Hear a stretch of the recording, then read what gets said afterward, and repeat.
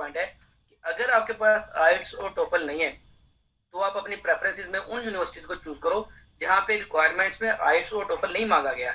हम मोस्टली क्या करते हैं, हम लोग वो 3 से 4 यूनिवर्सिटीज ऐसे हैं टर्की में जो इंग्लिश लैंग्वेज में कोर्सेज ऑफर कर रही होती है। हम अपनी प्रेफरेंसेस में वही वाली यूनिवर्सिटी चूज कर लेते हैं पहले 4-5 नंबर में, हमारे पास आइट्स टोफल होता नहीं और हमारी एप्लीकेशन वहीं से रिजेक्ट रहती है।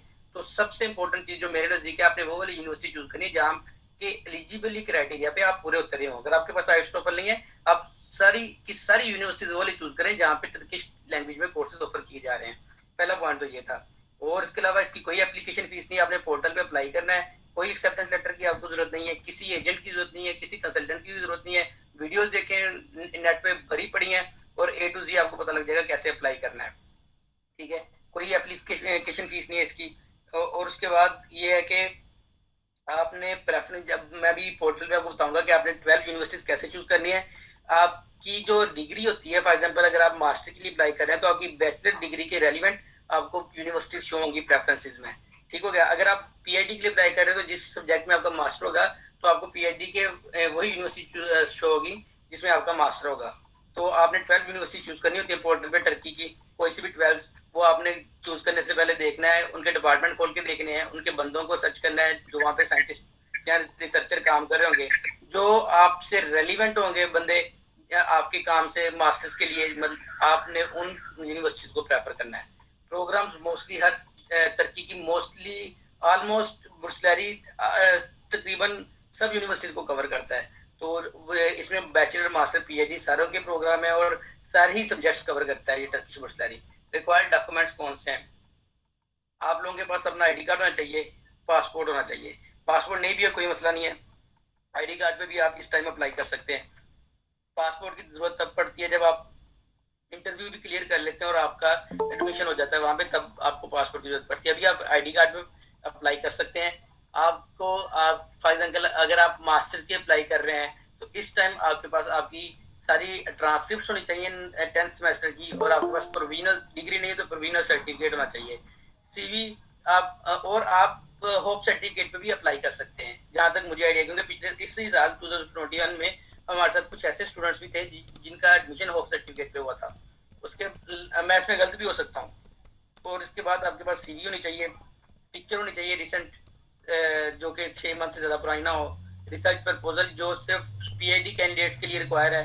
स्टेटमेंट ऑफ पर्पस ये एमफिल और पीएचडी स्टूडेंट्स के लिए रिक्वायर है, जिसे आप लेटर ऑफ इंटेंट कहते हैं। आज के इसी सेशन में मैं आपको ये भी बताऊंगा कि लेटर ऑफ इंटेंट कैसे राइट करना है। रिकमेंडेशन लेटर आपके लिए 2 professor, associate professor, assistant professor या इनमें से किसी एक के भी आप रिकमेंडेशन लेटर बनवा लें। 2 रिकमेंडेशन लेटर जो कि आपको चाहिए होंगे। रिकमेंडेशन लेटर का काफी कुछ स्टूडेंट्स को नहीं पता होगा इस बारे में। रिकमेंडेशन लेटर बेसिकली आपके वो टीचर बना के देते हैं जिनसे आपने बैचलर में या एफएससी में या मास्टर में आपने जिनसे स्टडी किया हो। अगर आप मास्टर के स्टूडेंट हैं, बैचलर के स्टूडेंट, तो आप मास्टर के लिए अप्लाई कर रहे हैं तो आप अपने डीवीएम के या जिस सब्जेक्ट में आप पढ़ रहे हैं अपने किसी भी 2 टीचर से जो प्रोफेसर लेवल के नहीं तो एसोसिएट प्रोफेसर लेवल के तो कम से कम होने चाहिए, उनसे रिकमेंडेशन लेटर बनवाएं। आपको रिकमेंडेशन लेटर अपने टीचर को खुद डिजाइन करके देना होता है मोस्ट ऑफ द टाइम, और वो आपको साइन कर देते हैं। और इसकी बहुत सी एग्जांपल्स इंटरनेट पे पड़ी हुई हैं कि रिकमेंडेशन लेटर किस तरह का होता है। और मोस्टली इस चीज का ख्याल रखें कि जब आप रिकमेंडेशन लेटर राइट कर रहे हो अपने टीचर के लिए, अपने लिए, तो उसमें टीचर अगर माइक्रोबायोलॉजी का है तो उसमें अपनी माइक्रोबायोलॉजी के स्किल्स को लिखें कि आपका टीचर आपके बारे में बता रहा है कि इसके माइक्रोबायोलॉजी का स्किल्स अच्छे हैं, इसके ग्रेड्स अच्छे थे माइक्रोबायोलॉजी के। ये ना हो कि आप रिकमेंडेशन माइक्रोबायोलॉजी के टीचर से साइन करवा रहे हैं उसके अंदर लिखा न्यूट्रिशन का हो। तो इन चीजों का ख्याल रखें। लैंग्वेज टेस्ट, अगर फिर यहाँ पे मैं जोर दूंगा, अगर यूनिवर्सिटी को रिक्वायर है टॉफल या आइट्स तो तब आप अप्लाई करें उस यूनिवर्सिटी में। और मोस्टली टर्किश बुर्सलरी की पोर्टल पे आपको ऐसी यूनिवर्सिटीज मिलेंगी जो टर्किश लैंग्वेज में कोर्स ऑफर कर रही होंगी। उसमें से 4 से 5 यूनिवर्सिटी ऐसी होंगी जो इंग्लिश में कोर्सेज दे रही होंगी। लेकिन उस बात का ख्याल रखना है आपने कि अगर आपके पास आइट्स टॉफल नहीं है तो इंग्लिश वाली यूनिवर्सिटी में अप्लाई ना करें, आप रिजेक्ट हो जाएंगे। ठीक है, इस चीज का। और आप प्रोफिशिएंसी लेटर पे भी अप्लाई कर सकते हैं टर्किश बुर्सलरी में। बेनिफिट्स इसके क्या है? सबसे टर्किश बुर्सलरी फुली फंडेड स्कॉलरशिप है। ठीक है, आपके पासपोर्ट पे वीजा भी आपका फ्री लगता है, आपकी इंश्योरेंस, हेल्थ इंश्योरेंस, हर चीज ये कवर करता है। ट्यूशन फीस यूनिवर्सिटी की लाख 2-2 लाख ट्यूशन फीस होती है टर्की में, वो सारी की सारी ये टर्किश बुर्सलरी कवर करेगा। टर्किश सैलरी आपकी अकोमोडेशन और आपकी फूड, मतलब कि जो वहाँ पे रेजिडेंस है वो भी आपको प्रोवाइड करेगा, आपको फूड भी प्रोवाइड करेगा, उसके अलावा मंथली स्टाइपेंड प्रोवाइड करेगा। और आपको एक दो जाने की भी टिकट मिलती है और वापस आने की भी एक दफा टिकट मिलती है, तो ये भी टर्किश सैलरी की तरफ से आपको मिलेगी। और मंथली स्टाइपेंड की अमाउंट मैंने यहाँ पे मेंशन नहीं की, क्योंकि अभी रिसेंटली पिछले माह ही ईमेल आई थी कि टर्किश सैलरी इसमें इंक्रीज कर रहा है। अगर मैं कुछ थोड़ा बहुत कहूँ तो मास्टर का आई थिंक 1100 है, पीएचडी का 1600 है, और बैचलर का 900 है, लेकिन ये अब इंक्रीज हो गया है। तो अभी प्रॉपर नहीं आया है मेरे ख्याल में ऑफिशियल अनाउंसमेंट, लेकिन ये हो जाएगा, तो इसलिए मैंने यहाँ पे मंथली स्टाइपेंड नहीं लिखा।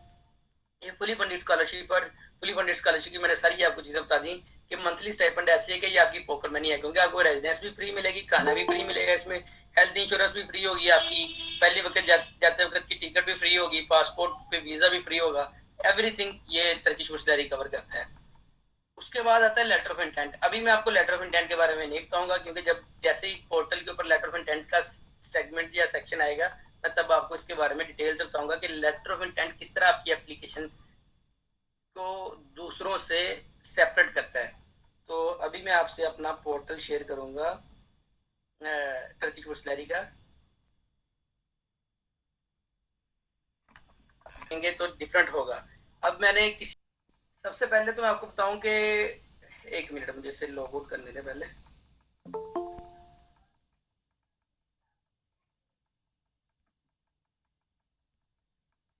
जब आप सबसे पहले आप गूगल पे जब टर्किश सैलरी लिखेंगे, ये जो जिसके ऊपर मेरा कर्सर है, टर्की सैलरी स्कॉलरशिप, तो आपके पास इस तरह की एक टैब ओपन होगी, ठीक है। उसके ऊपर नीचे रजिस्टर का ऑप्शन आ रहा होगा, तो आपने सबसे, मेरा तो ऑलरेडी मैं अकाउंट बना चुका हूँ, तो आपने सबसे पहले रजिस्टर करना है। रजिस्टर करने के बाद बहुत सी, मतलब कि बहुत इजी होगा आपके लिए अकाउंट बनाना, ठीक है। ये इसके ऊपर यहाँ पे लिखी हुई है कि सारा लिखा होगा किस तरह आपने रजिस्टर करना है। जब आप रजिस्टर करेंगे वो आपसे आपकी इन्फॉर्मेशन मांगेंगे, नेम पूछेंगे, सर नेम पूछेंगे, ठीक है, पेरेंट्स का नेम पूछेंगे, आईडी की इंफॉर्मेशन मांगेंगे, और आप जिस ईमेल के साथ अटैच करना चाहेंगे, जीमेल या हॉटमेल, उसके ऊपर आपको एक पासकोड आएगा, और उस पासवर्ड को आप सारी चीजें करने के साथ साथ पोर्टल को इस टाइम यूज कर रहे हैं। तो मैं पहले भी ये डिफिकल्टी फेस कर रहा था, तो पोर्टल पूरे तरह से ओपन नहीं हो रहा, लेकिन मैं आपको जो चीजें इंपॉर्टेंट है वो साथ साथ बताता रहूंगा, क्योंकि आप लोगों को कहाँ पे ख्याल करना है। आप जब अपनी इंफॉर्मेशन ऐड करेंगे तो आपने यहाँ पे एक सेव का ऑप्शन आ रहा होगा, तो साथ साथ सेव के ऑप्शन पे क्लिक करी जाए। जैसे ही आप सेव के ऑप्शन पे क्लिक करेंगे तो यहाँ पे डबल ब्लू मार्क बन जाएगा, जिस तरह मेरे बना रहा है, ठीक है। उसके बाद ये चीजें बड़ी आसान है, इसलिए मैं इनके ऊपर टाइम नहीं वेस्ट करूंगा। इसके बाद फैमिली इन्फॉर्मेशन आप जाएंगे,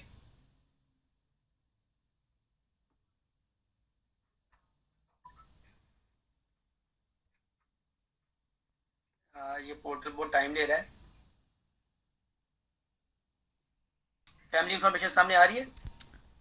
जी आ रही है।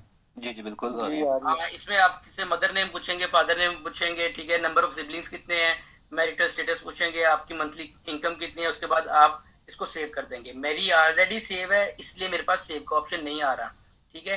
तो आप जब फिल कर रहे होंगे तो आपके पास यहाँ पे ऊपर जहाँ पे मेरा कर्सर है, यहाँ पे सेव का ऑप्शन आ रहा होगा। जैसे वो अपनी सारी इन्फॉर्मेशन फिल करेंगे, साथ साथ सेव करते जाइएगा। उसके बाद आपके पास कंटैक्ट इन्फो आएगी। कंटैक्ट इन्फो में आपकी कंट्री कौन सी है, street number, mobile phone, city, postal code, सारा डोर नंबर वगैरह, ये सारी चीजें पूछेंगे। अब जिस तरह मेरे यहाँ पे एडिट का ऑप्शन आ रहा है, ठीक है, तो मैं एडिट करके सेव कर सकता हूँ। इसी तरह आपके पास ये ऑप्शन आ रहे होंगे, आपने सेव कर देना है।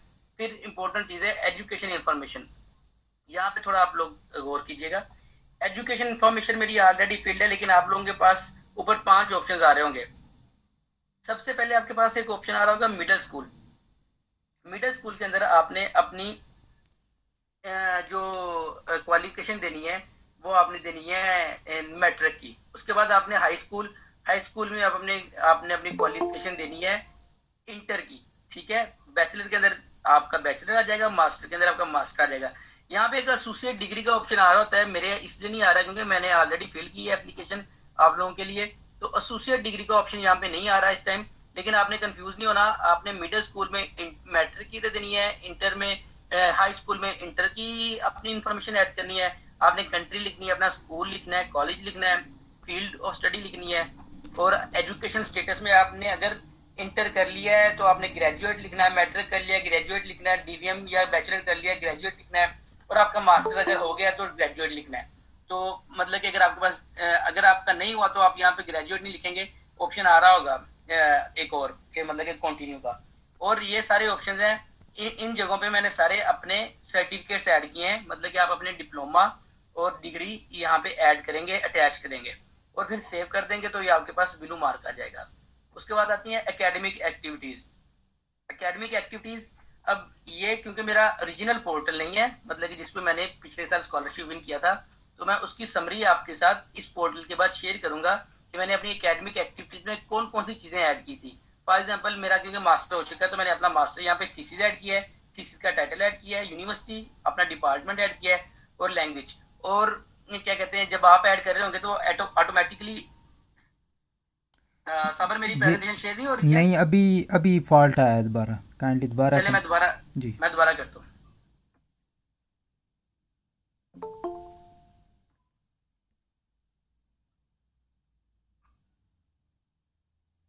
एकेडमिक पेपर्स का, ठीक है।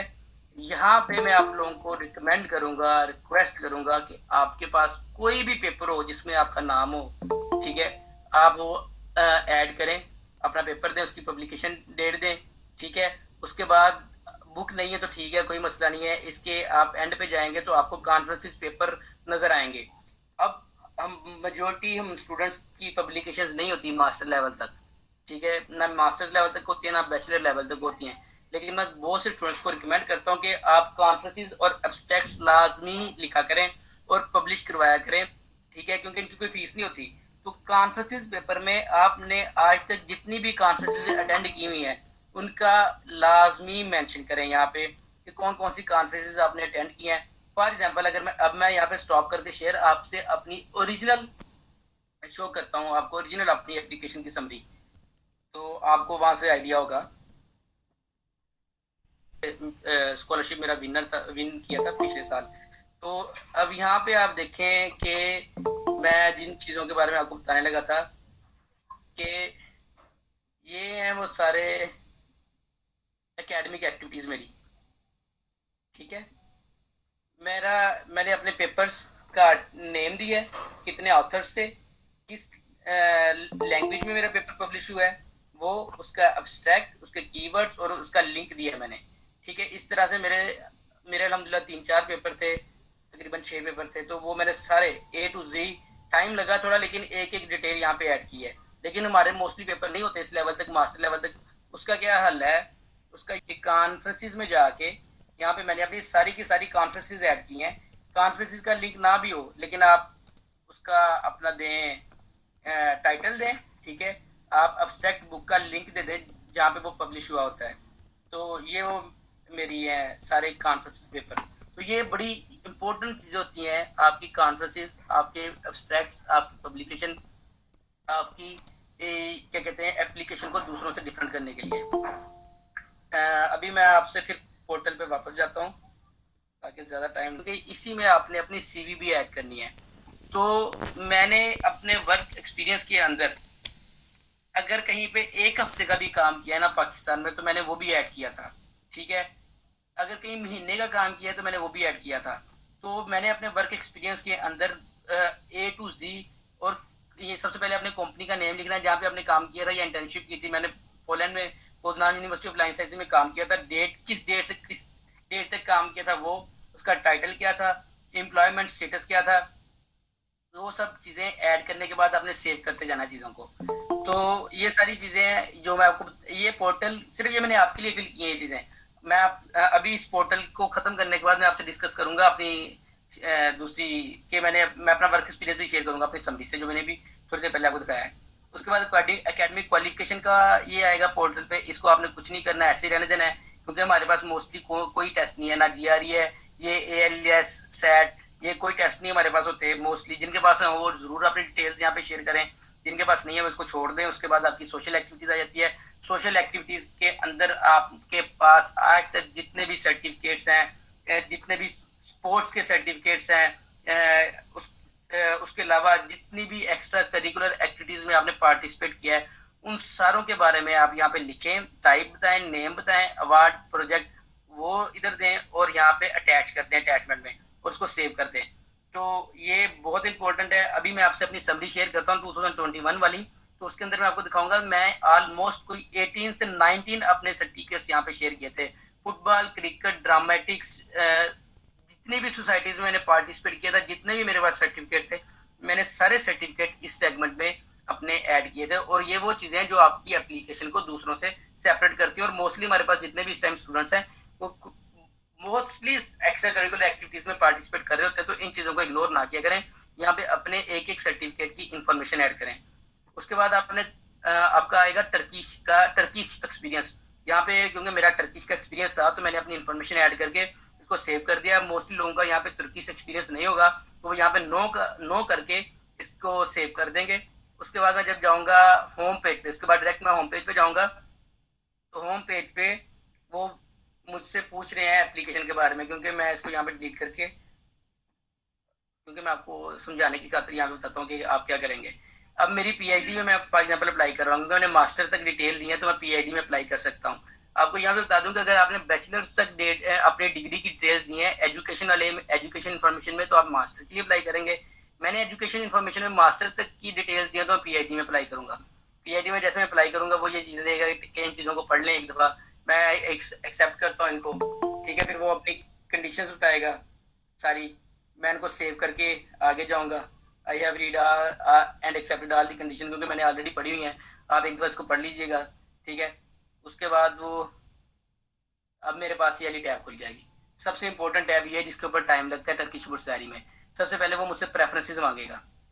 मेरे पास सामने प्रेफरेंसेस खुल गई हैं, ठीक है। यहाँ पे मैं अपनी, अगर मैं पीएचडी करना चाह रहा हूँ तो रेलिवेंट डिपार्टमेंट और यूनिवर्सिटी चूज करके, अब ये देखें जैसे ही मैंने इसके ऊपर ऐड के ऊपर क्लिक किया है, मेरे पास ये एग्रीकल्चर, बायोटेक्नोलॉजी, एग्रीकल्चर, इकोनॉमिक्स, ये सारी की सारे डिपार्टमेंट्स खुल गए जो मेरे मास्टर से रिलेटेड है।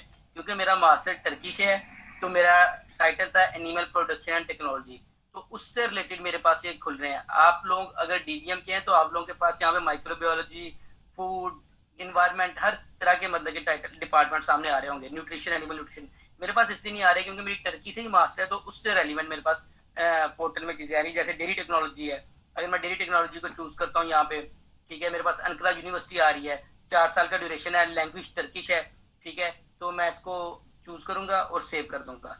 इस तरह मैंने अपनी अपनी पहली यूनिवर्सिटी चूज कर ली है और ये मेरे प्रेफरेंसेस में सामने आ रही है। इस तरह आपने 12 यूनिवर्सिटीज चूज करनी है, लेकिन आप लोगों ने चूज करने से पहले ये सारे डिपार्टमेंट्स और वहां के टीचर्स, सुपरवाइजर्स की डिटेल्स देख लेनी है। जो सबसे फिजिबल आपको लगे आप प्रेफरेंसेस में सबसे पहला नंबर उसको दें। और एक और चीज मैं यहाँ पे बताता चलूँ आपको। फॉर एग्जाम्पल मैं कहीं पे खोलता हूँ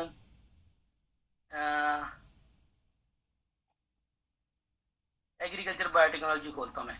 अब मेरे पास सामने यूनिवर्सिटी आ रही है, अर्जियस यूनिवर्सिटी आ रही है, स्पार्टा यूनिवर्सिटी आ रही है और ओन दोकुज मईस यूनिवर्सिटी आ रही है।